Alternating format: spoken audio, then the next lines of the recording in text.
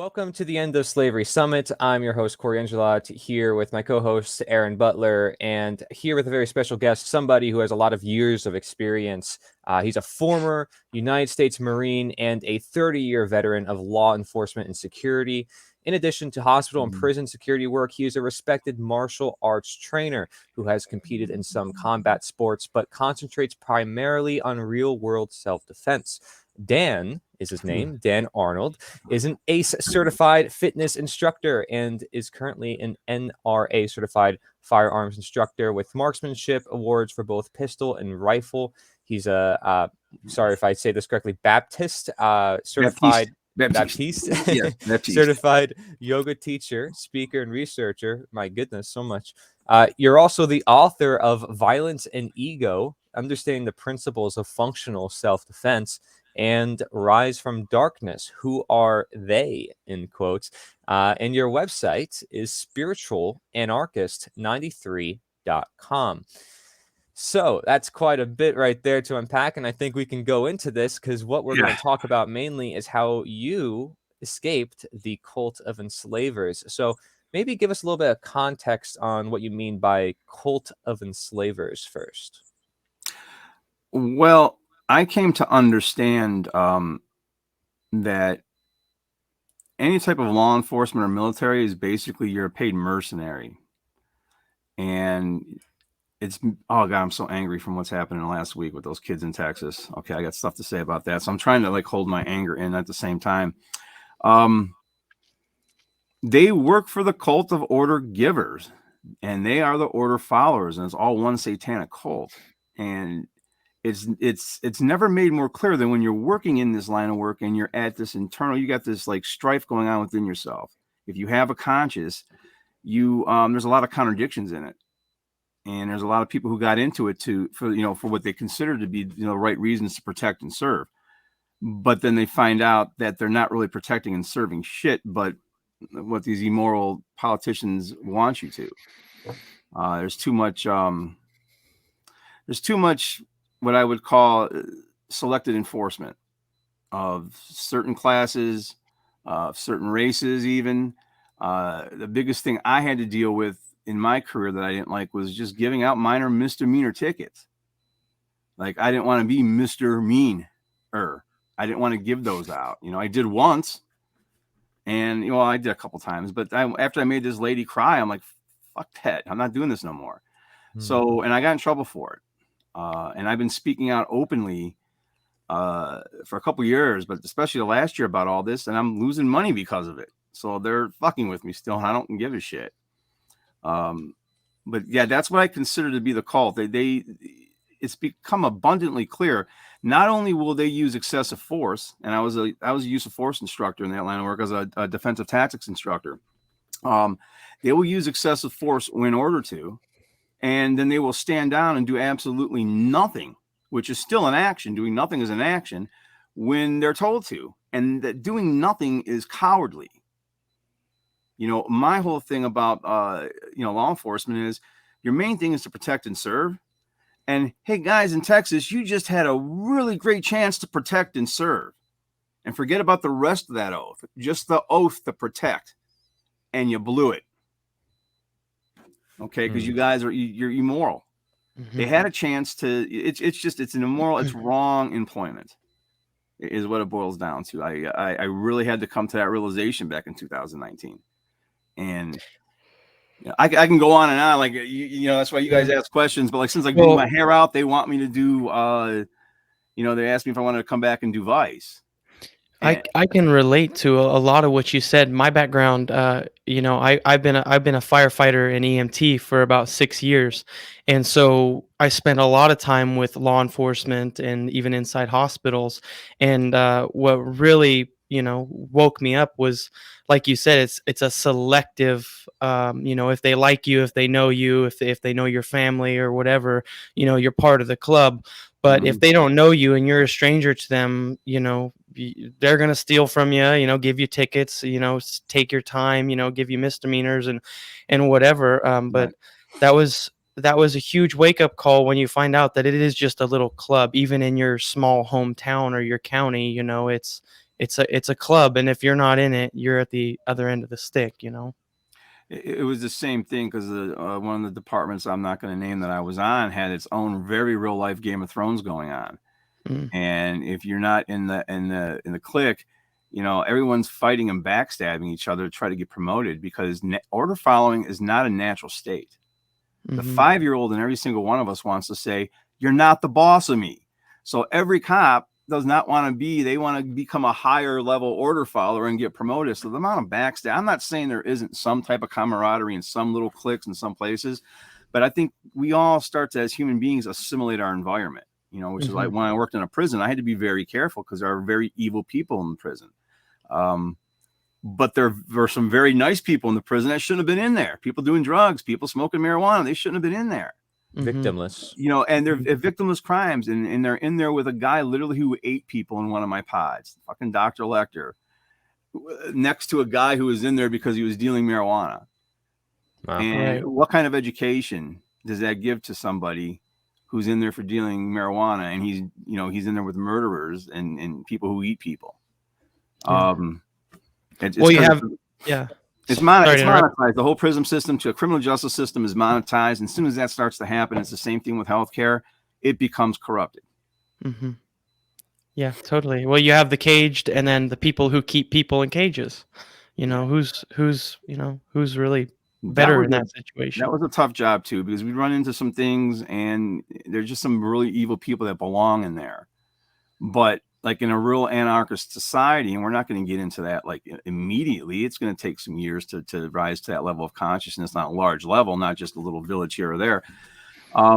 Those kind of people that can't be rehabbed to be, see you next life. You know, following a true self-defense principle, bye. You know, you just hurt a kid, you just murdered somebody, bye. Reciprocal. Yeah. And I think that plays into where you see people like in jail and they have different offenses, and you're like, well, they're all in the same condition, they all have the same punishment. You know, how is that justice? Justice should be reciprocal accordingly to the action that was committed. And you know, even in a free world, people can set up court systems, right? They can set up common law courts, perhaps, and they can still settle things, disputes, two people, voluntary. If they want to settle something, they bring it to somebody, and they see them as honest and equitable, etc., then they're going to probably use that as a service. These things are still going to exist. There's still such a thing as justice, perhaps, in a free society. And it's interesting hearing from somebody who was involved in a justice system that a lot of people may be aware of a government type of system, and how we may be able to compare that to how it'd work in a free system. So I want to kind of go more into that then. What made you get involved with law enforcement, if I may ask? Like, how'd you get involved in the first place? What made you want to? Man, to protect and serve. I watched G.I. Joe as a kid. I watched cop shows. I've seen Eddie Murphy go to L.A. and swing around on the back of a truck and be a hero doing whatever, although he was just trying to bust people for, you know, cigarettes. You know, we're socially engineered, so that's how we're going to serve.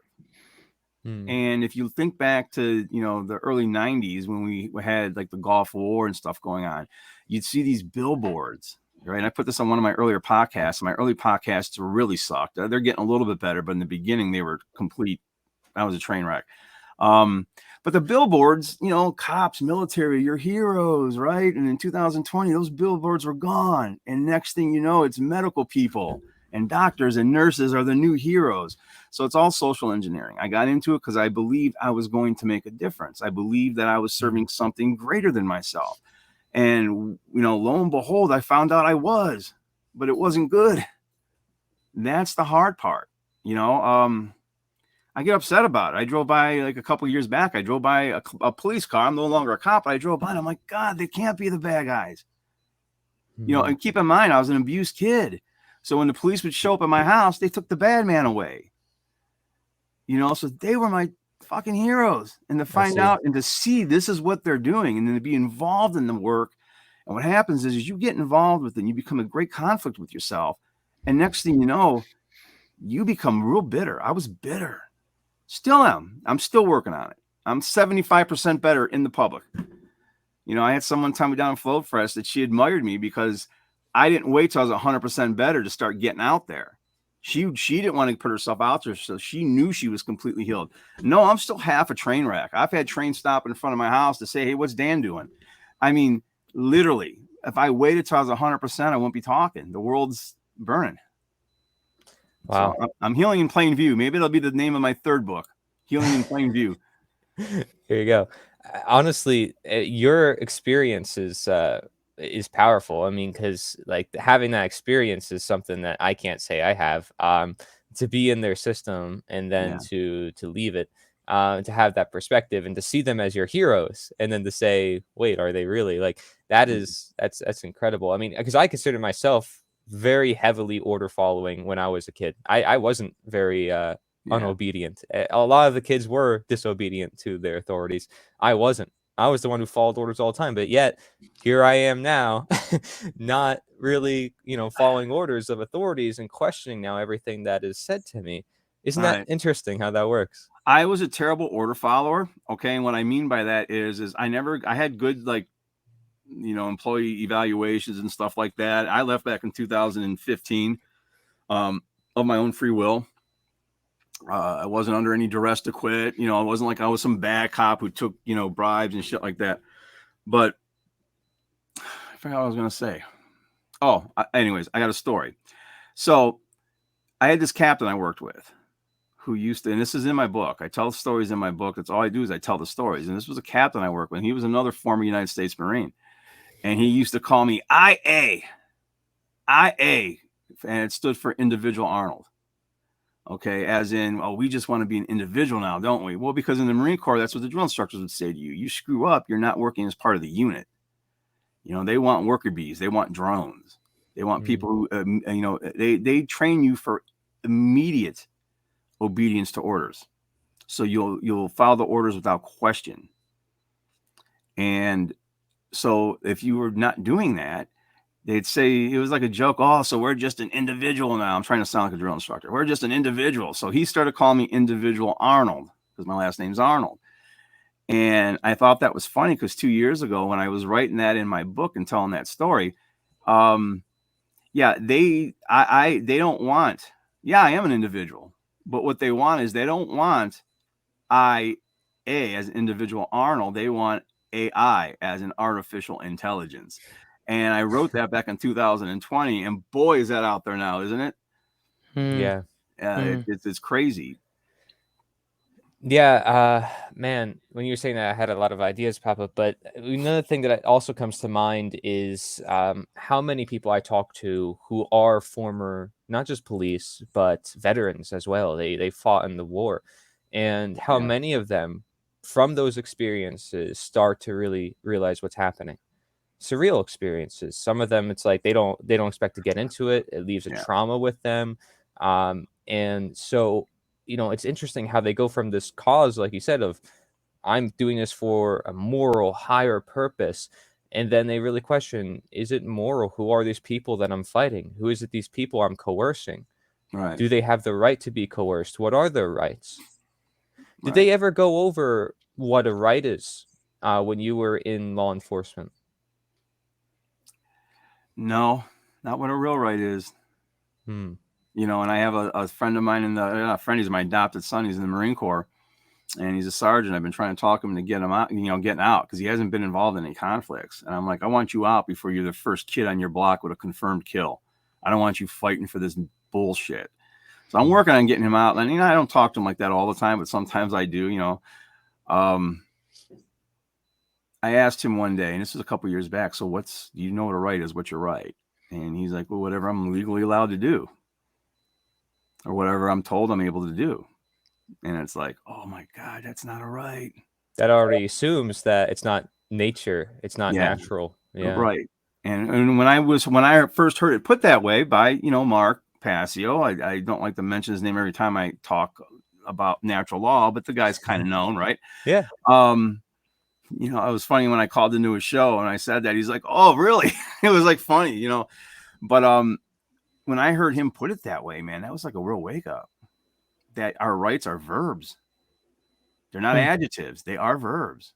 And when I explained that to him, to this my adopted son, he was like, you could almost see their eyes, like they don't get it. It's almost like when I got into this debate with a friend of mine, and she was all angry. She's a feminazi, and she was all angry, that I was debunking everything she had to say about, this experimental gene therapy that they want to shoot into all of us. And see, what's going on is she used to be more awake than she is. She works at a hospital now, so she's her opinion is formed by her pocketbook, like so many people. And, for me, because I'm speaking out, I'm losing money. They're screwing with my retirement, which I don't care. For right now, I'm okay. But I mean, I knew that was going to happen eventually. So you can't be afraid of that. It is what it is. Have you ever, this is a side question, but it might relate to some of the people who are watching. Have you ever had an experience dealing with people who call themselves sovereigns, or people who are not U.S. citizens, perhaps? Okay. No, not personally, but what we would get with these, texts over the law enforcement computer program, NCIC or leads. And then they would give us, like in a roll call, be careful. There's these groups that we've been seeing around here. They're called the sovereign citizens, and they don't recognize, our authority. They don't recognize the state. They don't recognize this and that. And they're giving people a lot of trouble. And I'm immediately thinking, I'm working over in gang territory, man. And this was a point where I was working over with some really murderous gangs, bad stuff. And I'm thinking, these people are even worse than that, because, I was even, this was, 10, 15 years ago. I'm like, whoa, I got to be careful. Now I'm like, oh my God, I'm one of them. And so is everyone I know. Like, literally, like, I'm not a sovereign citizen. I would never want to, like, murder a cop, or murder anybody, but I get where they're coming from. They don't want to recognize your authority if you're a cop. And you know what? You don't have any. You don't have any. I purposely got this anarchy symbol inside of a 5-point star because I wanted to wear a new badge, but it's anarchy. I want freedom over my heart, not the stuff that they're doing. Wow, that's awesome. I know who they are as far as the sovereign citizens, but my opinion of what they are has definitely improved since back then. But I never had to deal with any of them. Yeah. We're going to feature some on the summit. I hope people will stay tuned and see that as well, because it can help us achieve more freedom within our lives, to recognize more of who we are, of course, to understand ourselves. And this is a common theme among a lot of the people we talk to, is learning from yourself, and learning and seeking what's inside. So you also got into martial arts, right? What made you get involved with martial arts? Was it you getting into law enforcement, or was that a separate pursuit? No, I've been in martial arts since I was 10. Wow. So some of the stuff that I had to, I grew up in a city that was, I had a lot of fights as a kid, right? Self-defense situations as a kid. Go in school. As you get older, you don't just go and get into fights anymore. It ain't like that. Most of my adult violence or fights came from in the line of duty. And I don't, I can go in so many different directions. I became a martial artist because I never again wanted to see myself or anyone I loved be bullied on again. I wanted to be able to protect myself. So I got into it for self-defense and stayed in it my whole life, and I'm still in it. And I still train to the degree that I can. As I'm getting older, I'm 51 years old now. As you get older, you have to balance out. Balance is the key to everything. It's even the key to vices. It's the key to everything. So I had to slow down some of my training, but I still train. I'm not going to stop martial. The day I die, I'll probably have done some kind of training that day. Something. I don't care if it's Tai Chi. So yeah, I've been in martial arts a long time. Although I don't think I'm Bruce Lee or anything. I've been told I'm decent at it. And you mentioned functional self-defense in your book. May I ask what that is? Yes, you may. Functional self-defense would be what Bruce Lee would call the daily subtraction, not the daily addition of techniques. So one of the things I talk about functional self-defense is Well, you got unarmed fighting. You got armed fighting with a knife or a stick. You got tactical stuff with firearms. You got empty hand stuff. So functional would be coming up with a concept that works across all those planes. Sort of like, you know, in the Hermetic principles, every principle is working across every other plane of every other principle. Well, if you can come up with a concept for all those different disciplines of fighting, self-defense, whatever, and that concept applies to all of them, that's less you have to remember. So it becomes more functional. Okay. So that's some of the stuff I talked about and covered in the book. Right.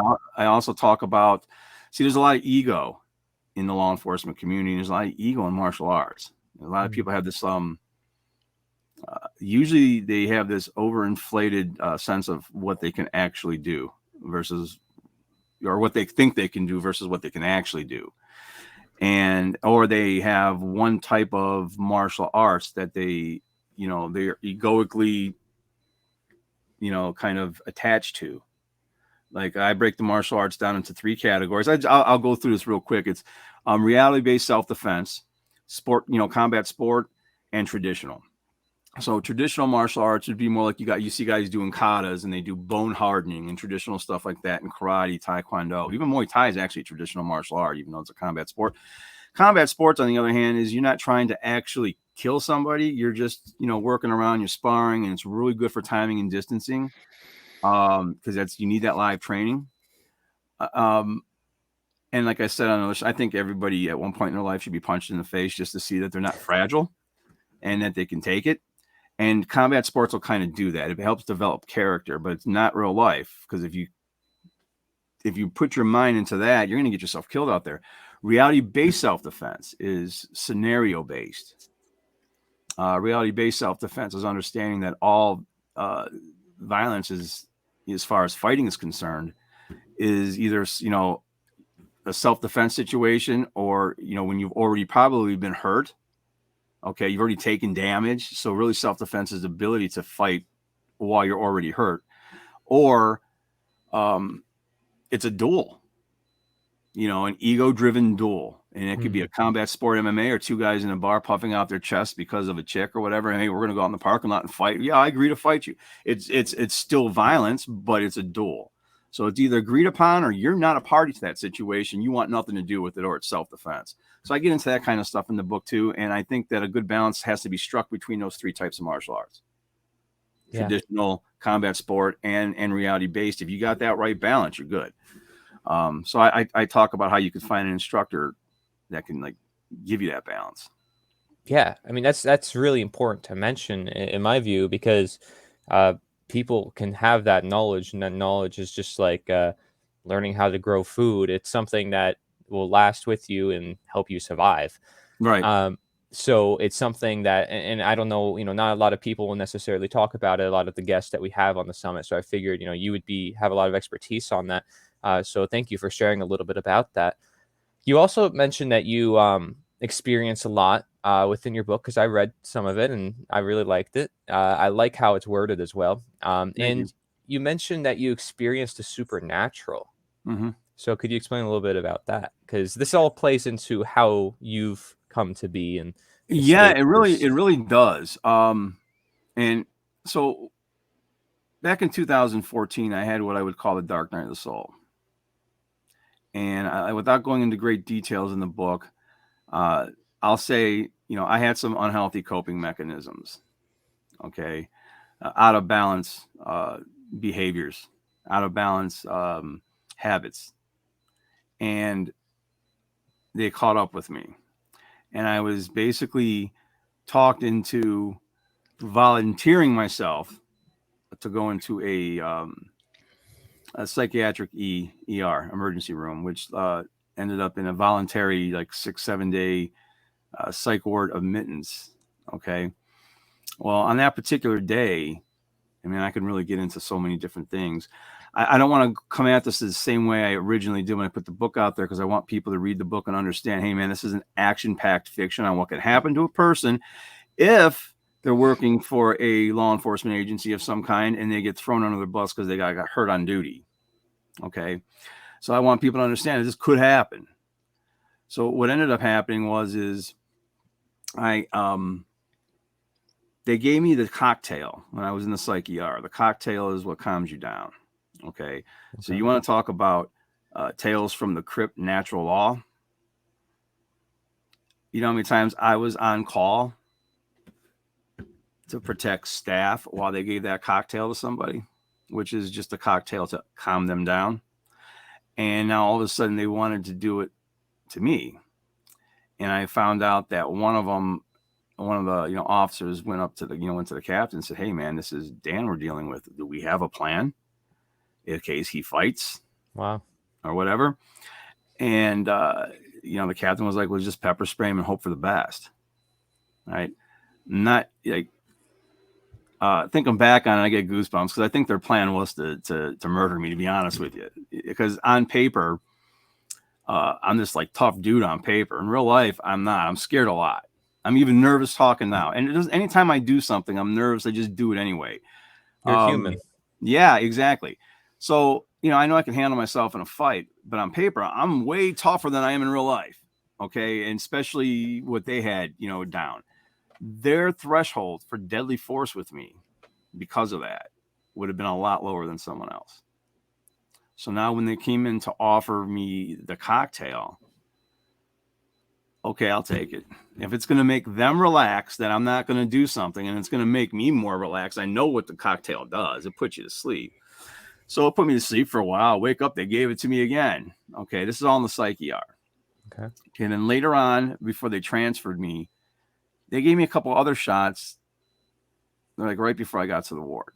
And I'm thinking to myself at that time, because I was tired and a little out of it, why are they giving me more stuff?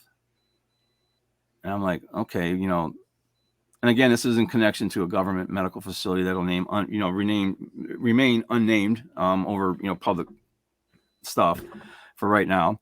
But they know who I'm talking about, so that's why I'm getting my retirement messed with. They gave me something, and if you read that part of my book, I was very descriptive in what I experienced, and I think what I experienced was some form of DMT mixed with some other type of hallucinogen, because I had a very dark experience when I was in that ward. The walls were coming alive, shit was happening, and I knew that I was hallucinating. Okay. And it all boils down to, and here's about that hallucination. I've heard DMT is intense, like only 15 minutes, but there's other forms of like LSD and other type of stuff that can last a day or two. Well, the most intense part of it only lasted that night, but I was still like having after effects for like a day or two. The next day I was still like, wow. I mean, I was better, but they gave me a cocktail of something. I knew I have enough training to know that something was wrong when I was going through this main hallucinating.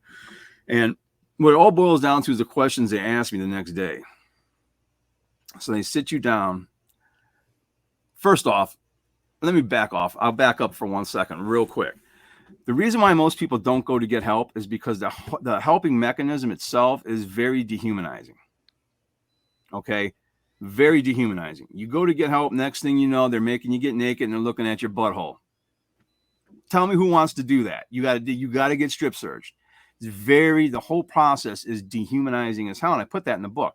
So now fast forwarding to these questions they have to ask you. They put you on these panels with psychologists and psychiatrists and everything. And there's one main guy who I know. See, there's lots of little nuances that I get into in the book a little bit, but probably not as far as I should. This was some MK Ultra shit because I knew who he was. I had recognized him from other stuff, from other work that I did, and he's asking me all these questions. So what it all boils down to is this. They had a line of questioning that they did with me. And the very last question was, were you hallucinating last night? Okay. So this is a trick on interview and interrogation. And this was a psych doctor. They had a gauge. They had a baseline on my answers to all their other questions. But they already knew the answer to that last question. So now that would give them the definite gauge on, was I telling the truth for these other questions versus that last question, were you hallucinating last night? And I was like, no, sir. Wow. I was hallucinating my ass off. And he knew I was lying. The way he looked at me, he knew I was lying. So, here's the thing. They tried to get me to cheat on my wife. They wanted to get footage of me cheating on my wife. They tried to get a couple friends to turn against me. There's a lot of little operations that were going on. I think they were also afraid that I might have known something. Who knows? There were some other things going on. And if they can isolate you like that, what if I would have told the truth? Yeah, I was hallucinating. What if I would have not known that they gave me something? And I said, yeah, I was hallucinating. Then they would have had the excuse they needed to start giving me antipsychotics. You know what that does to a person who's not psychotic? Makes you psychotic. It makes you psychotic. Yeah. So what happens is you get lost in that, and they can then have this narrative that Dan just lost his mind and blah, blah, blah. And I wouldn't have help on the outside. But I had help on the outside because my wife was showing up. My family was showing up. People came there. So this isn't some lone veteran that we can just go ahead and fuck up now. So that was a dark night of the soul. So now to get to the supernatural stuff that I started experiencing, it seemed to happen a few months after that. So like, I know ayahuasca and DMT sometimes open up these portals for people to be, all of a sudden become more spiritual. Maybe it opened up something for me, but I was starting to get, I would almost say telepathic communications with animals, with birds, a lot of bird signs and stuff coming like that. And no, it wasn't like Dr. Doolittle. I didn't have a conversation with the bird. How you doing, Dan? How you doing, Mr. Bird? It wasn't like that. What it ends up being like is you get an impression. Okay, you get an impression. It's more like a statement from the animal. And you have to understand that animal is, if it's an animal that's not from your area normally. So it's not really a local that's there a lot, or it is from your area, but it's completely acting out of character. Like, that's not how a robin acts. That's not how a dove acts. And what were you contemplating? What made a contemplation? What were you thinking about? Or what action had you taken that brought about all of a sudden the spirit guide getting there? And I started to notice I started to notice a pattern with it. In fact, I still do. I was listening to just a few weeks back. It was the very last show of that Mark did on Thelema. He's taking calls, and some of the synchronicities in the calls and what people were saying, like, oh my God, are you kidding me? So I'm like, maybe I should call in. I know I've talked to him once, but maybe I should call back in. And I've got the pictures. I'll post them. This dove lands down underneath a tent, comes and just looks at me. And I'm like, no, this can't be still happening, man. So I scoot over a little bit so the dove can't see me. The dove hops over and just looks at me. It's not acting like a bird. It's not acting nervous from predators. It's on the ground where there's cats. Normally birds want to be up above things. So I had a lot of that kind of stuff happen. Some of it was happening in conjunction with my bad habits. Did I have self-control? Or did I not have self-control when I was trying to get over certain unhealthy coping mechanisms? Did I exercise self-control that day, which is like a muscle? The more you use it, the stronger it gets. Or did I give in to some lower base desire? So this was some of the stuff that I started to experience, and I hadn't started to experience this until the spring of 2015, and it got crazy in 2017, actually, after I nearly died. It was nuts. That was nuts. I remember I was doing the dishes, and I was having the best time of my life doing the dishes because I was alive. I had almost just died. My back problem had me like paralyzed, and they were giving me all this medication. They were giving me Dilaudid every 3 to 4 hours. So you want to talk about withdrawals? I was in the hospital for like 6 days, 7 days, unable to walk. They let me go on the 8th day. They gave me hydromorphone or something that's like the pill form of Dilaudid. And I was editing my first book when I got home, Violence and Ego. And I was on it for like 8 hours. I just got on it, and I had like 400 corrections to make. because of this company that messed me up, and they gave me back that's a whole other story. But I had to make these corrections, and then all of a sudden, like by the end of that day, I'm feeling like, what's wrong with me? I felt terrible. I thought I was going to die. Like I had never felt so just bad, hurting, headache, bad headache, everything, just like this sense of doom. And I call my mom because she's a nurse, and I tell her what's going on. She's like, honey, have you been taking your pain meds? I'm like, no. She's like, you need to take one. After 8 days of taking Dilaudid, she's like, you're going through withdrawals. So this whole experience, I had never gone through withdrawals before, but yet I had dealt with many people who had. Okay. Now, was I as compassionate towards them as I should have been? Maybe not. Because you didn't experience it yourself. Maybe not. And maybe natural law, maybe this was several years later. Maybe this is my own karma. Hey, bro, check this out. This is how this is. Just like when you did standbys at the psych ER for somebody who is talking about other dimensions and they think he's crazy. Well, with what I've experienced, he might not be, but they're forcing medication. So you're there, and this is giving me issues too, to protect staff while this person gets forced fucking medications. Which bothers me, because you're the lowest level of force, okay, that any law enforcement can have. I'll tell people this all the time, or I'll ask, do you know what the lowest level of force is? And we have to tell officers, your presence, if you're in a uniform, your presence is the lowest level of force because it's got a suggestion to it. It's coercive. So the threat of force is there for that patient. And that's, hey, I got to deal with that myself. So that's part of that's in this book. And this is what I talk about, my negative consequential effects of natural law based on my employment. Yeah. And so but go ahead.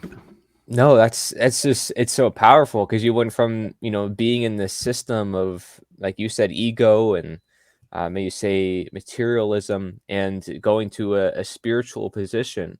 Out of that is just amazing. And you go over sort of what I see as the golden rule, right? Do unto others what you want done unto you. Right. And that basically is morality in a nutshell.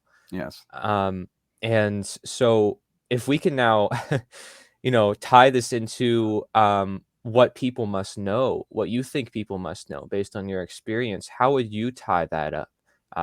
What would you say that people must know from all your experience? Well, I'm going to get to that back at the dishes. I'm doing the dishes. A blue jay lands on the fence. Again, a low fence. Looks at me for a little bit, and then its head just starts going up and down crazy, and it's yelling at me. All kinds of stuff. Well, they say if a blue jay's visiting you, it could be like a dearly departed, female family member. And I was like, that's my nana. That's my grandmother. And she's cussing at me in Sicilian. Like, get your shit together. You almost just died, But anyways, that's the kind of stuff that I experienced with that. My message to anybody about this whole thing, my message is directly to order followers. Get out of your immoral line of fucking work. That's my main message. That's my main niche. I have just enough knowledge about natural law to know what I experienced as an order follower. From a point of self-preservation, get out of it. If you have any type of conscious, but from a point of just morality, my message is that the importance for order followers to understand what true objective morality under the creator, under creation is how we are. And I put this on the front page of my website. Every atrocity throughout humanity has been committed by action takers, by order followers, mercenaries, and politicians, especially in America today, they obfuscate morals better than anybody. They operate in that little gray zone. See, there's black and white, how a lot of people think, but there's this real gray area that they like to operate in, and they want to obfuscate morals and make you think you're doing the good thing. Like what happened in Texas. Okay, I have a theory about that, but I'm not going to go with the theory. I'm going to go with the actual conspiracy. The conspiracy is order followers were given an order not to act while children were either being murdered or supposedly being murdered. That's the conspiracy. And they didn't, and they followed that fucking immoral order to not act. Let's go do a no-knock raid on some house, and it's the wrong house because the intelligence is wrong, and we murder somebody trying to protect his family. It's okay for that because it was for drugs and the state needs to get their tax money. But hey, kids are being murdered. Let's stand down and act like retards while kids are being murdered. And you got a whole fucking SWAT team there. I served on 2 SWAT teams. Excuse my language. I start getting very pissed about it. I served on 2 different SRT teams. I wouldn't have followed that order.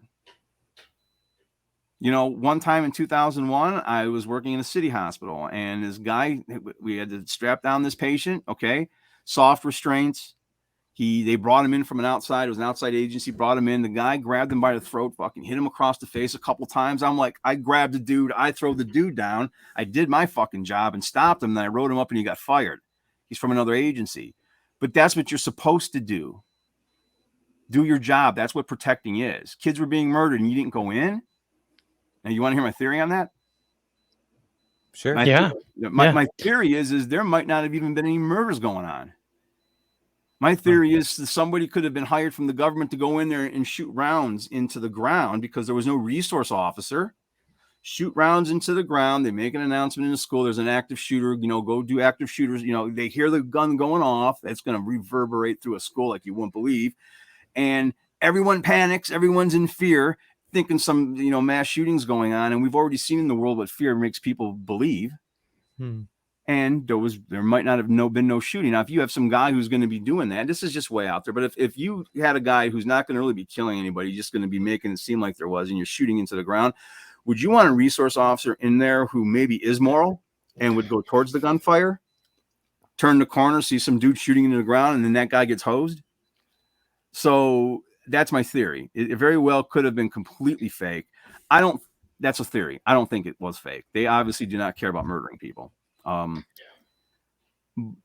But I'm disgusted by the actions or the inactions that the cops took there. It's scary to even think that they have the ability to do whatever they want if they wanted to, right? Because they relating this back to slavery, claim to have a claim of ownership over other people or their property or businesses and schools over nearly everything, is it not? Are you aware of something called the slave patrol in the 1800s? It sounds somewhat familiar, and it was to be put into opposition against the Underground Railroad when they were trying to rescue slaves, and sort of like a fifth column type of thing that were trying to rescue slaves, and that they were to find those slaves and return them, if I'm not mistaken. Yeah, I just, I want to get your thoughts on this because relating this back to the idea of slavery, I mean, if you look at a lot of the roots of modern day policing, you find out the slave patrol. Well, and a lot of times we were referred to as patrol officers, right? And I just think to myself, troll officers, and trolls need to be slayed, not laid. And that's one of the things that we used to always say, because friends of mine, I was always nicknamed Thor. So they're like, why don't you go out and kill some trolls or some frost giants or something? And, and back during my younger days when I was, a little more promiscuous and stuff, I had friends of mine say, slay the trolls, don't lay the trolls. And it was just a completely just off topic stuff, but they're called patrol officers, right? Trolls. So, it's kind of funny. Slave patrol and patrol officers, it's kind of the same thing. It's not funny. It's actually fucking sad, to be honest with you.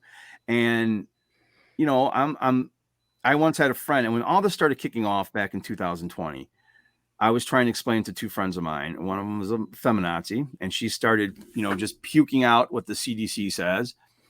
And she's like, well, didn't you once so proudly serve this government that you're talking bad about now? And I told her, pride is not the adjective I would use. Shame is the adjective I would use. Okay. And getting over that shame or that self-loathing, I'm over most of that. I'm not going to ever let shame be weaponized against me again.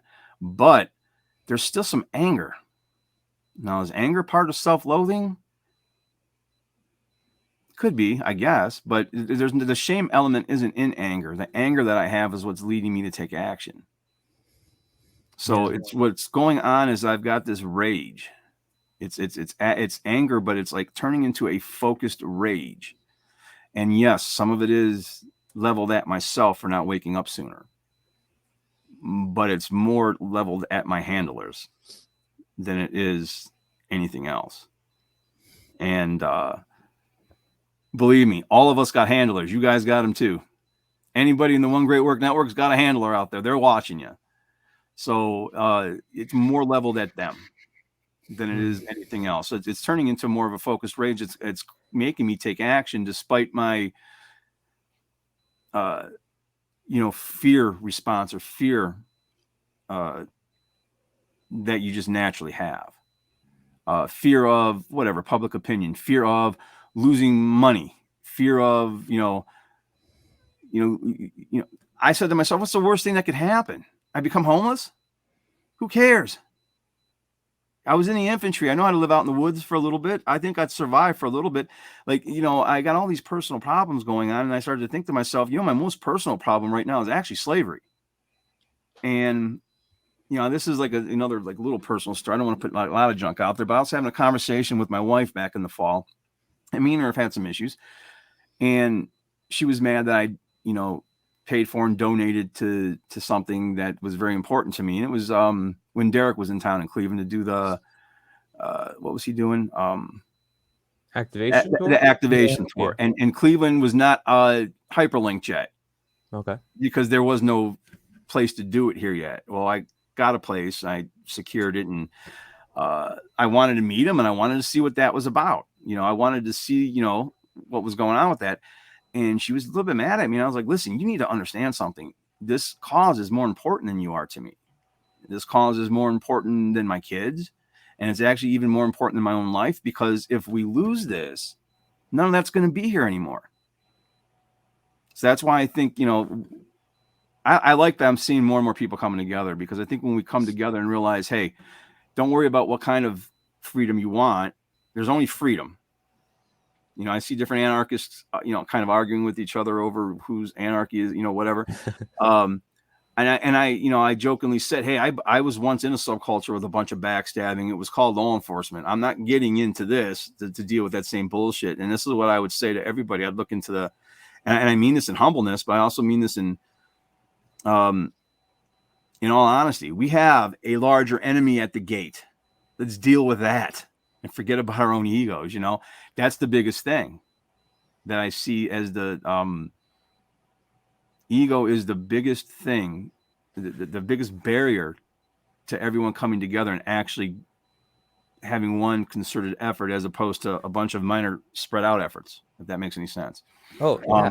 Makes perfect sense. And I think experience does have to do a little bit about that, though, because you face the enemy face to face. And when you have a taste of their medicine, you start to really understand, okay, all this conjecture is not actually important.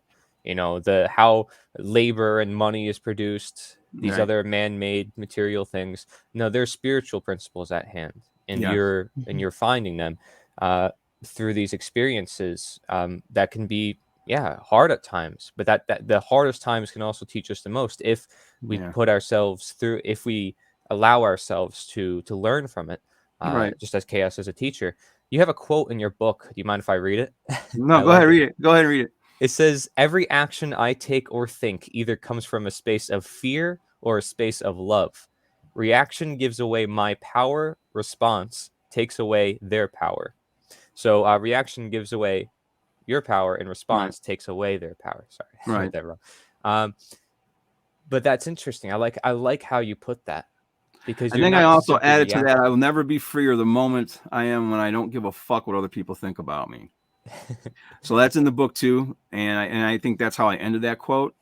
And that's kind of hard, because we kind of care what other people think, but you have to function in a way where, okay, you'll take what other people think about you, but then you don't let it affect you for too long. Move on. Apply it to slavery. Exactly. It's exactly what it is. And so don't become a slave to your own ego or a slave to what other people think about you, because then you're not going to get nothing done, and you live in a state of fear and anxiety instead of one of taking action despite fear. And like I said, I wanted to remain anonymous. I wanted the book to help people, but I wanted to be ambiguous.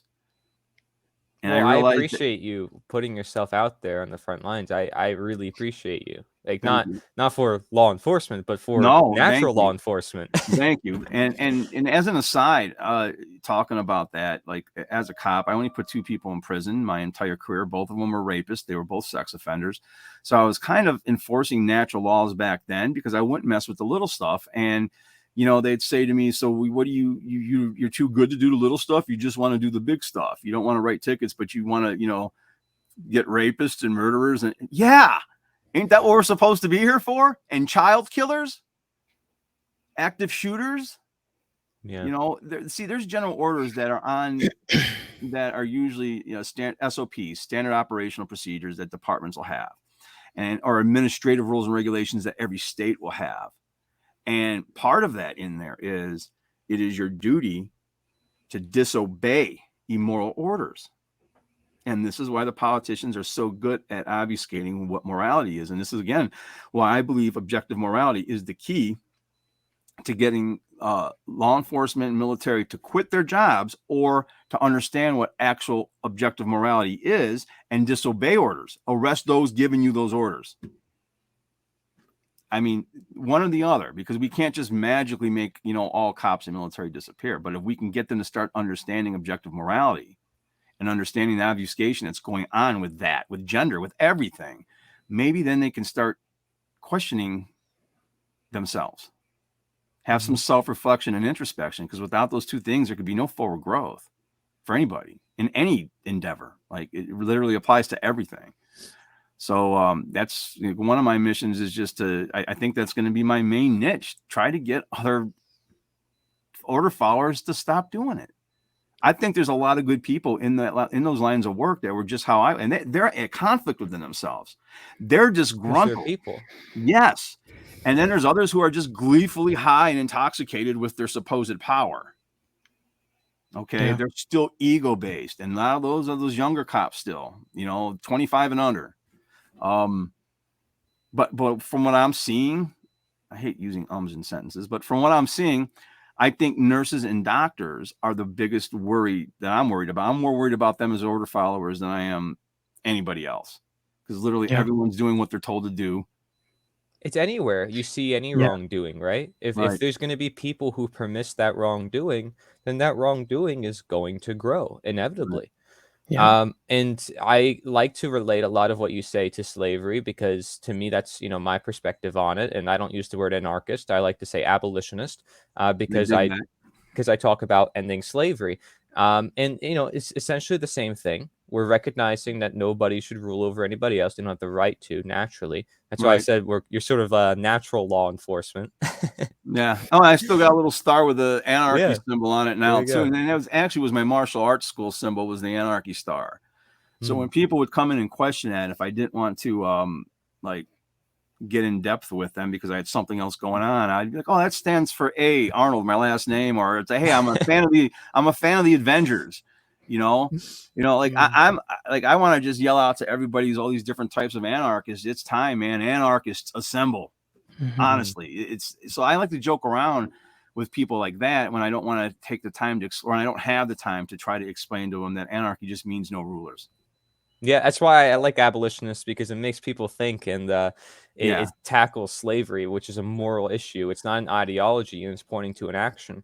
And it worked before. So I was Yeah, like, you know what? It begins with an A. That's cool. Another thing is if all slavery was abolished, anarchy would naturally be there. That's there'd be no rulers. Well, it just so happens the abolitionists, most of them were anarchists as well. Yeah. And people don't Exactly. know that. So it's powerful. How long would you say you were, we say this thing called statism, for people who don't know. It's the belief in authority, the belief that somebody has the right to rule you. Right. How long would you say you were a statist? How many years? I like to ask this question to everybody. From the day I took my first breath, probably to the point where I was maybe 44 years old, 43 years old, and 42. That's when I had my dark night of the soul. But prior to that, it was happening in graduations. on realizing how screwed up it is, because it starts with realizing how screwed up and contradictive the system is. And then you start, how the universe is fractal. Well, so is the government. I worked on several different levels of government, and the worse up you get, it's all the same. So as I started to realize there's all these contradictions at every level of government, they put the contradictions in the compartmentalization up there to confuse the hell out of you anyway. They want to keep you in a state of where they can, and that state is not natural. So that's when I started to realize, look at the contradictions in the 7 deadly sins. It's all made to control humanity.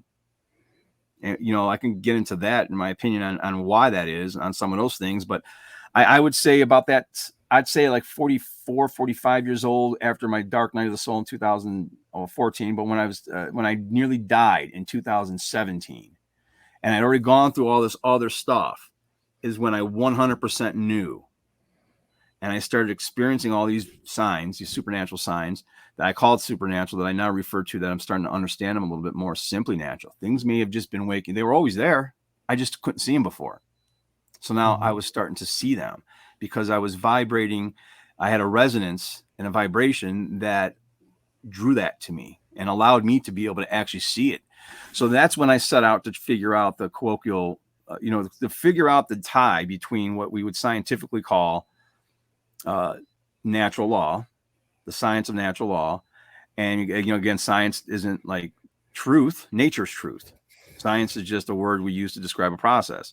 But I set out to find the connection between science and the colloquial version of religion, because of what I was dealing with seemed to be a religious like experience. No, it was a spiritual experience. Now I'm coming to understand it was more of a consciousness experience. So that was in 2017 and 18. I wrote the first words to my book in August 5th, 2018 is when I wrote the first paragraph of Rise from Darkness. And then that's when I came across Hermetic Principles, and I ended up coming across those early in 2019. And then later in 2019 came across Mark's work and started doing more research on stuff. And, I wish I would have woke up earlier. But yeah, a lot of years. I'll just stay this for a lot of years. So I'm at the point now where I'm trying to have, a little bit of empathy for people who look at you confused when you tell them you don't vote. And They try to tell you, well, it's your duty to vote. No, it's actually my duty not to vote. It's your duty not to vote also. Let's not, encourage them. They're going to pick what they want anyways. Don't vote. So a lot of years, man, a lot more years than I care to admit. So I see guys who I know are probably half my age doing this work. And I'm like, wow, it's amazing that so many people woke up so quick and we're doing. And I put this in one of my podcasts also. There's people out there, and this was me talking directly to ex-order file. I'm an ex-order follower. This is me talking to current order followers. There's people out there following the oath you thought you were taking to protect and to serve. And I think back on it, and a lot of you guys like half my age. So I'm thankful for you. I'm thankful for you giving me this platform to even talk on. I'm thankful for everybody in the movement that I've been able to meet and talk to. And as soon as I started getting a little bit noticed, now my retirement's getting screwed with. I don't give a fuck. They can take everything. I don't care. You have purpose. Yeah. And when you start getting more driven, you start getting a little bit more focused on something. I can put all my nervous energy into this, which is why I'm kind of living on my own now, so I can concentrate on mainly just this. I'd like to once I get things a little more in order by the end of this month, I want to get more like once a week, every week, do a podcast.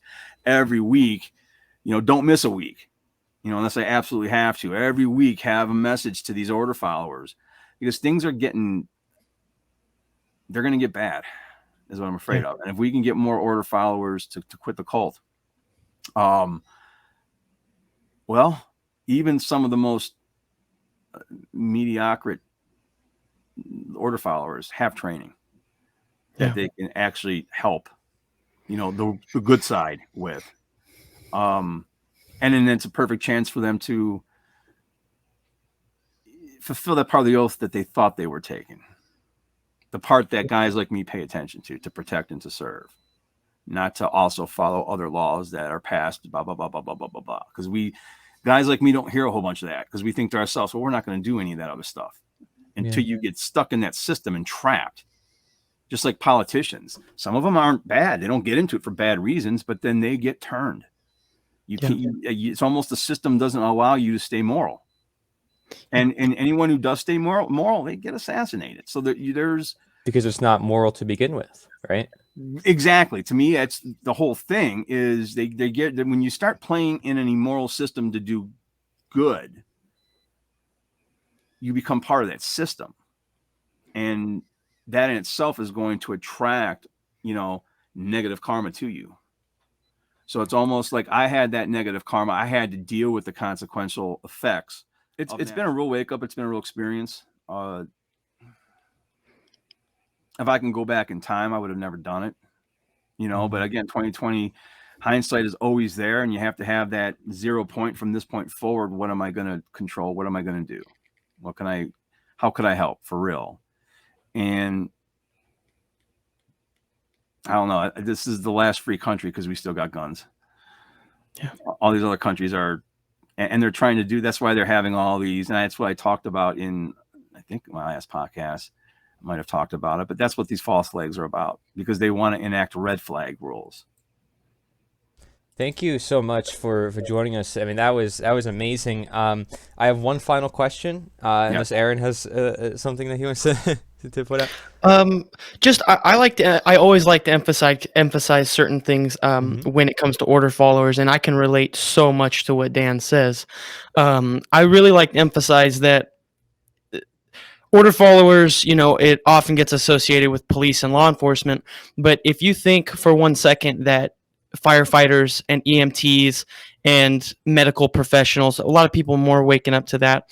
But if you think for 1 second that the power company isn't going to follow orders, or simple people, within the system of government and people that work for them, they're humans too, and they follow orders. And having experience in the field of following orders, things like implied consent or medical kidnapping, dosing someone on drugs because you don't want to deal with them, giving them a little bit of extra something because you're trying to calm them down. Right. It brings, not just because, like me having experience it brings more empathy. And, these are our brothers and sisters, these people in law enforcement and that work for the county, work for the government, fix the roads, run the water. These people, they follow orders, but they're human too. And just bringing that to the equation. And Dan, amazing stuff, dude. Amazing stuff. Super, super glad to have you here and talking to you. Thank you. Like grocery store clerks are also order flowers. Like, they weren't letting you in the grocery store if you didn't have a mask on. That was creating problems. So we have to all come together, under creation, under God, God with a capital G, and just say, hey, we're all brothers and sisters, man. Mm-hmm. This goes into my final question, if you don't mind me asking. Is there anything else that you really want to hammer home to people, action that you don't see currently in independent media or out there in the world, that you think people need to do action wise? Do you think perhaps, like, I create a movement, nature is the answer, right? And I have my own spin on things, and you're creating your own content, and a lot of other people are starting their own. Are those actions necessary? Do you think there's other actions that are necessary? What are your thoughts? Yeah, I would believe that the next action that's necessary is to say no, and not just no, like online, but no means not, as in you're not doing this shit, as we're not having this, as in we're not believing you, as in you're not sticking nothing in my body. No. And back up the no with action if needed. No, that's it. There has to be a line where human beings say, hey, we're going to protect ourselves if you aggress against us. We're saying no to this, and we have a natural law right to say no to this. And I think if you can do so in a calm voice and don't let your anger, because see, for whatever reason, people's anger gets judged as bad, and they get more judged as bad while these people talk in their little monotones on why they're trying to do this for your protection and blah, blah, blah. And of course you get angry at it. Read William Cooper's book. They want to win this war without firing a shot. So they're going to take whatever actions they need to take. So maybe I'll just calmly say, no, thank you. I got a phone call today from a woman's voice I recognized. She was from the Census Bureau. She's like, hey, may I speak to Daniel? And I was like, no, you may not. Have a nice day. Click, and hung up. No means not. Just start saying no and meaning it, and backing up the no with a no action. What would be a no, you're not doing that, or no, I'm not doing that action if you need to. Not saying get violent, saying we have a right to defend ourselves. And get That's with other huge. like-minded people. You have to form groups. We're going to be groups. And then groups can form bigger groups. And I mean, that's what we're going to actually need to do. It's going to come to Voluntary. a Yeah. point. Voluntary, get together and help each other out. But just, we have to back up the no's and say no in real life. That means going to a grocery store and not putting on your mask. That means if a doctor says you got to wear your mask in here, no, I'm not. I'm not going to do it. You're not going to make me. You have to do it in a way where you come across confident and calm, because I'll even start talking lower to somebody to get them to calm down, because then they have to quiet down to hear you, and it helps to keep you calm, because internally there's a rage burning, and I want to explode on them when they do that, and that's not going to help. Let them take the first action and be ready to respond to that action. Right. Let them look like the bad guys that they actually are. That's what I would say. I wish I had something else. No, that's huge. Like, and of course, like you said before, I mean, you can express anger, but not always, right? There's a time and place to know, like, maybe I shouldn't express anger here, or I could express anger here. As long as I'm still expressing myself, I'm not suppressing my internal feelings. If I feel something is wrong, I'm going to probably speak up about something that's wrong. I completely agree that the only answer is no. I did a video on 4 steps to change the world, and the first one is get people to know what it is, and educate people even further, and then some community that all has that same knowledge just says no, whether they stop paying taxes, just as every other revolution in the past, except it's an awakening, not even a revolution. They're not taking up arms to the state. They're just defending themselves, like you said. And then the step 4 is just the generations after that, learn from what they did. It's documented. Perhaps it was videotaped. And perhaps they had symbolism. Perhaps they had material to show why they did what they did. And then everybody sees, and then the media picks up. And that's how I envision it. At least I agree it has to happen one way or another. I think a movement is necessary to bring those numbers together. And, that's, I think, my own view on that. But because I don't know if everybody wants to use the same symbolism, and that's something that anarchists are like, we're free-minded, we shouldn't join groups or clubs. But I think some level of organization might be necessary to create the change we want. That's true. And there's going to be, I think, in an anarchist environment, in a real anarchist, higher conscious type of society, there would be natural leaders in certain areas, like in technology, for instance. You know more than me, and you know more probably than a lot of people. So they're going to come to you as a teacher of that, to listen to what you have to say about that. So, so you're a facilitator in a sense. You're leading, but you're not ruling. Yeah. That's the big difference. And the people got different ways they want to put that, but it means the same thing. I consider you one. I consider you definitely a natural teacher, natural leader. Thank you. Thank you for doing what you do. I want everybody to check out your work, spiritualanarchist93.com. I appreciate you. Is there anything else you would like to say? I'll talk forever if you let me. But I would just like to say thank you. I thank the One Great Work Network. Thank Mark Passio for putting it together. Thank people like him that, really inspired me. Thanks David Icke. Thanks to all the people out there that are really doing something. And hey, I told Mark this in person at Anarchadelphia. You're being heard. Yeah. He was being heard in 19. He was being heard before that. Now people are really, listening. But I mean, that's all I gotta say is, man, thank all you. I'm appreciative of all you guys. I like making new friends that are like-minded. I wish I didn't have to know any of you. to be honest, under these circumstances, I'd love to meet you someplace else. Float Fest was really that nice type of anarchist environment. I dug how it was and how people just kind of didn't know each other but gelled together really well. And I look at that and I say to myself, that was like Woodstock for anarchists. Let's just say that's what Float Fest was like. And I dug that. So Yeah, that's how I'll end it, man. I wish I didn't have to know you guys, but I'm glad I do, and I'm in good company as far as what's going on, man. Thank you. Thank you very much. That's Dan Arnold for everybody. Again, he's an author of Violence and Ego, Understanding the Principles of Functional Self-Defense, and Rise from Darkness.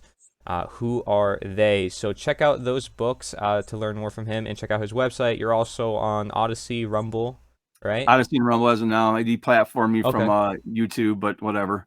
So I'm on Odyssey and Rumble, and eventually I'll get to the other ones. And everybody will get a free download of Rise from Darkness, Who Are They, as well for the summit. If you want to see a lot more talks like this with a lot of other speakers, go to nita.one/summit, nita.one/summit. This is the end of Slavery Summit. Thank you very much for joining me, Dan Arnold and Aaron Butler, as always. Thank you.